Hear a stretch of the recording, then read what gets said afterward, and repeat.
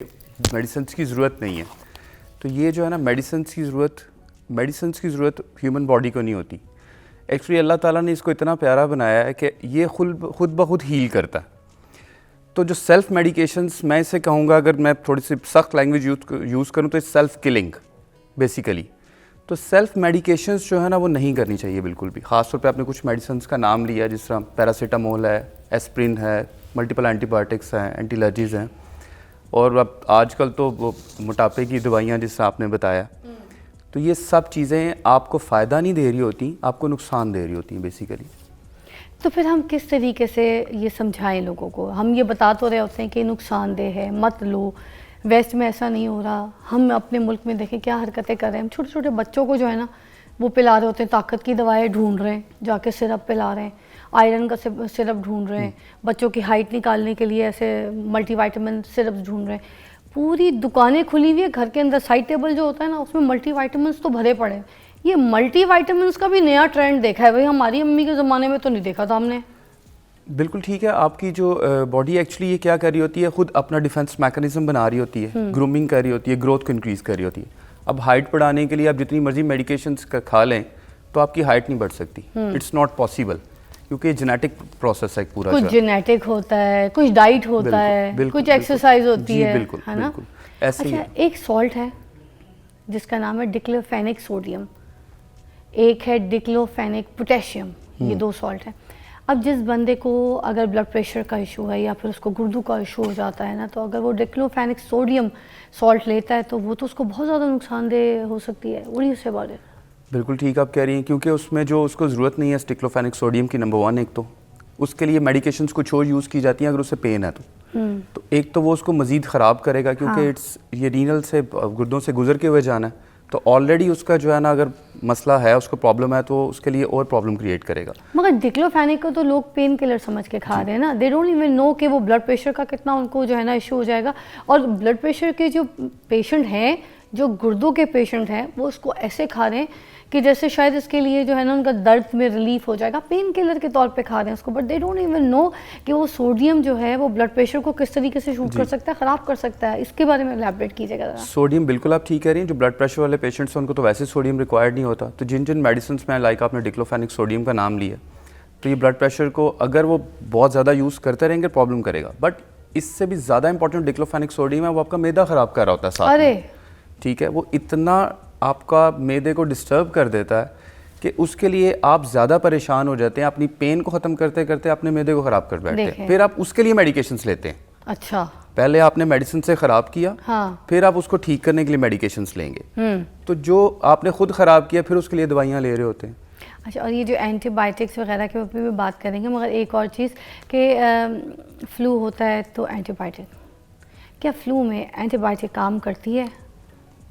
कभी भी नहीं काम करती। देखें, फ्लू जो बेसिकली है, इट्स अ वायरल और एलर्जिक राइनाइटिस। ठीक है, मौसमी, ये जिसको वैसे आपका नाक बहना जो आप अक्सर उसे लोग फ्लू कह रहे होते हैं, इसमें कभी भी एंटीबायोटिक काम नहीं करता। एंटीबायोटिक वहीं काम करेगा जहाँ पे बैक्टीरियल इन्फेक्शन होगा। अच्छा। अदरवाइज मैं फॉर एग्जांपल अगर आप पूरा एक हाथ भर के भी पूरी एंटीबायोटिक खा लें, आपकी बीमारी ठीक नहीं होने वाली जहाँ पे नीड नहीं है। लेकिन आप सिर्फ एक डोज ले लें जहाँ पे नीड है, according to prescribe by doctor, तो वहाँ पे वो काम करेगी। तो फ्लू में एंटीबायोटिक्स का कोई रोल नहीं है। अच्छा, हमारे पाकिस्तान में भी मोस्टली मैंने देखा है कि डॉक्टर्स जो हैं बहुत आसानी से, बहुत जल्दी लिख देते होते हैं। आप भी डॉक्टर हैं, मतलब मैं बात थोड़ी हक की करूँगी, एंटीबायोटिक लिख देते होते हैं जी। और कुछ पेशेंट्स भी रिक्वायर्ड करते हैं। वो आपको अब डिमांड कर रहे होते हैं, डॉक्टर्स को बोल रहे होते हैं कि भाई आप हमें ना एंटीबायोटिक लिख दें, मैंने सफ़र करना है, मैंने ट्रैवल करना है, मैं अमेरिका जा रही हूँ, मैं ये है, मैं वो है, मुझे आप एंटीबायोटिक करके ठीक कर दें। कुछ लोग कहते हैं मेरा काम है, मेरी क्लास है, मीडिया के लोग बोलते हैं हमारा शूट है, हम फंसे, आप हमारा काम कर दें। तो ये एंटीबायोटिक जो है डॉक्टर्स लिख देते हैं मोस्टली इस तरीके से। Why is that important to have antibiotic? देखिए, हमारे मुल्क में जो मोस्टली डॉक्टर्स हैं ना, बेसिकली हायर क्वालिफिकेशंस जो है ना, वो अब डॉक्टर्स तो सारे MBBS की डिग्री लेके बन गए। जो हायर क्वालिफिकेशंस वाले डॉक्टर हैं, जब भी आप उनके पास जाएंगे, they will not give you any antibiotics. It depends upon कि आप हेल्थ कैसी परचेज कर रहे हैं, आप किन के पास जा रहे हैं। डॉक्टर का काम दवाई देना नहीं है, एक ये ट्रस्ट, ये याद रखिए। अच्छा डॉक्टर वो है जिसको ये पता है कि दवाई कब नहीं देनी। वाह, अच्छा डॉक्टर वो है जिसको ये पता है कि दवाई कब नहीं देनी। सुनिए, इसको याद रखें। It's important. तो एंटीबायोटिक्स अब जारी बात है मेडिकल स्टोर्स पे जाएंगे वो भी दे देंगे। आप जितने भी इनको किसने इजाजत दी है? जब प्रिस्क्रिप्शन में भी नहीं होता फिर भी एंटीबायोटिक दे रहे होते हैं। ये जो फार्मेसीज है, ये जो इनको कोई क्यों नहीं रोकता? इनकी पकड़ क्यों नहीं है? Pharmacies आधे बंदे तो ये खराब करें, सेहत तो ये इन्होंने खराब की हुई है।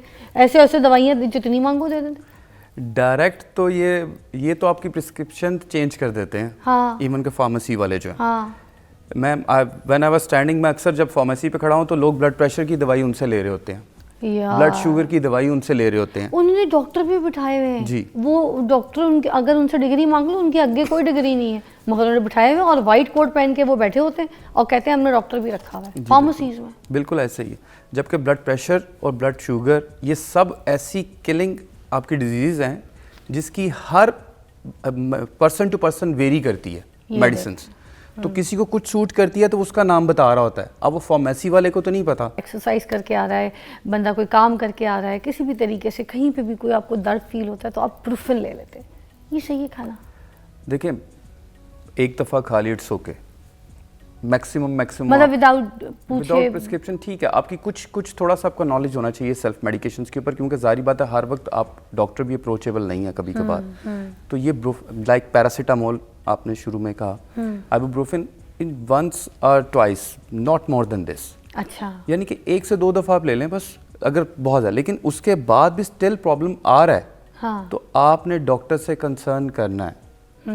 ये नहीं करना कि खुद से खाते रहें बार बार। अच्छा, तो इसलिए आप मैक्सिमम 1 नहीं तो 2, बस 2 टाइम का मतलब ये नहीं कि दिन में 2 दफ़ा, यानी कि आप ले सकते हैं वीक में 1 आध दफ़ा बस, नॉट मोर। और ये एंटी डिप्रेसिंग टैबलेट्स जो होती हैं, ये तो कभी भी नहीं घर लेनी चाहिए, ये कभी भी नहीं लेनी चाहिए। हाँ। क्योंकि इनके इफ़ेक्ट्स कम है, साइड इफ़ेक्ट्स ज़्यादा हैं। अच्छा, ठीक है। और ये कभी भी एक मेडिसिन, एक डोज कभी भी रिस्पांस नहीं देती। हाँ। ये आपको लॉन्ग टर्म लेनी पड़ती है, फिर जाके इसका कुछ ना कुछ रिस्पांस होता है। बट इसके साथ लाइफ मॉडिफिकेशन ज़रूरी होती है। काइंड तो ऑफ जब तक स्लीप, जी, स्लीप अपना वर्किंग आवर्स को चेंज करना पड़ेगा, एक्सरसाइज को लेके आना पड़ेगा, पोस्चर्स, डाइट्स को बेहतर करना अच्छा, पड़ेगा। मगर ये जो नींद नहीं आती इसकी वजह से तो एंटी डिप्रेसिंग पे जाते हैं लोग। देखें, नींद एक बड़ी मज़ेदार, जब आप कोई भी स्लीपिंग पिल्स लेते हैं ना, नींद की दवाई लेते हैं, तो वो करता क्या है? वो क्या करता है? आपकी न्यूरॉन्स को सुलाता है। न्यूरॉन्स को सुलाता, आपको नींद नहीं देता। और एक स्लीपिंग पिल आप जब लेते हैं तो आपको पता है उसका टाइम कितनी देर तक रहता है? It's near about 2 days। वो 2 दिन आपकी न्यूरॉन्स को सुला के ड्राउजी रखता है? ड्राउजी नहीं, न्यूरॉन्स, आप प्रॉपर काम नहीं कर सकते है जी। आपको नींद आनी तब शुरू, क्योंकि आप सोचते हैं मैंने नींद की गोली खाई है, आपका दिमाग उसके हार्मोन्स क्रिएट करता है और आपको नींद आ जाती है। हाँ। अगर आपको मैं स्लीपिंग पिल ना दूं, सिर्फ ये कह के दूं कि ये मेडिसिन स्लीपिंग पिल है, वो मल्टीविटामिन, आपको फिर भी नींद आ जाएगी। अच्छा, क्योंकि आपका माइंड ये सोचेगा मैंने नींद की दवाई खाई है। हाँ। तो इसलिए वो आपको नींद के लिए तैयार करेगा। हाँ। तो आपको नींद आना शुरू हो जाएगी। अच्छा, कुछ लोग जो खांसी का सिरप होता है ना, उसको भी नींद के लिए इस्तेमाल करते हैं, आपको पता है? बिल्कुल बिल्कुल बिल्कुल, ये आपने बड़ा अच्छा पॉइंट रेज किया है। खांसी का सिरप, एलर्जी की दवाई, ये नींद के लिए यूज़ की जाती है। हाँ, और बिल्कुल करते हैं, बहुत से लोग करते हैं। बिल्कुल करते हैं। देखें, ये इसके ऊपर फिर एडिक्शन शुरू हो जाती है। हाँ। जब आप नींद की दवाई एक दफ़ा लेते हैं, बेसिकली ये एडिक्ट करता है आपको आहिस्ता ये आहिस्ता। तो नशा हुआ ना। बिल्कुल बिल्कुल। अब शराब पी लें, ये खंगने का सिरप पी लें, एक ही बात होती है। जी, बड़े लोग पीते हैं इस तरह से। बहुत सारी इसमें जो आपके कफ सिरप हैं उसमें अल्कोहल एंट्री होती है। है बिल्कुल, इसी वजह से ये नींद का भी झोंका रहता है, झटका रहता है। बिल्कुल रहता है, बिल्कुल रहता है। हाँ। अच्छा, एस्प्रिन जो है ना, कुछ लोग पानी में घोल के ना 2-2, 3-3 मरतबा ले लेते हैं, ये ठीक है कि नहीं? ये भी बड़ी ईद आएगी ना, उसके बाद देखिएगा सबने कहा ना हमने बहुत ज़्यादा गोश्त खाया, खून पतला करने वाली दवाई एक खा ले। ठीक है। हाँ। भाई फ़ौरन खून पतला नहीं होगा उससे, अच्छा। ये याद रखिए। हाँ। वो आपको मीट ही कम करना पड़ेगा, और वो कभी जाके खून फ़ौरन आपका जो है ना वो गाढ़ा नहीं कर देता। तो मैंने बताया ये जितनी भी मेडिकेशंस है लॉन्ग टर्म इनका इफेक्ट आता है, शॉर्ट टर्म नहीं है ये। सही। मैं तो ये सुना था खून सफ़ेद हो जाता है, वो रिश्तेदारों में आपस में नहीं हो जाता। ईद आने वाली होती है तो ईद पे लेन देन कुछ देना वेना ना पड़े तो कह देते हैं खून सफ़ेद हो गया, वही ये खून पतला करने के लिए। एनीवे अच्छा, ये जो पैरासिटामोल और ये जो एस्प्रिन वाली दवाइयाँ हैं, ठीक है, सर में दर्द हो रहा है तो घर में कोई बंदा ले ले, सेल्फ मेडिकेशन इतनी हद तक कर सकता है या फिर ये भी इजाज़त नहीं है? देखिए, अगर आपको रूटीन हेडेक है ना, रूटीन हेडेक है तो फिर तो आपको एक दफ़ा कंसर्न करना चाहिए। लेकिन आपको कभी इन 6 मंथ्स एक दफ़ा हेडेक हो गया ड्यू टू उससे, तो बेस्ट वे ये है कि आप रेस्ट करें। रेस्ट से भी 99% आपको आराम आ जाएगा। लेकिन अगर फिर भी है तो आप बहुत ज़्यादा स्ट्रेस, आपने कहीं जाना है फॉर एग्जांपल, आप रेस्ट नहीं कर सकते, then you can take a single dose.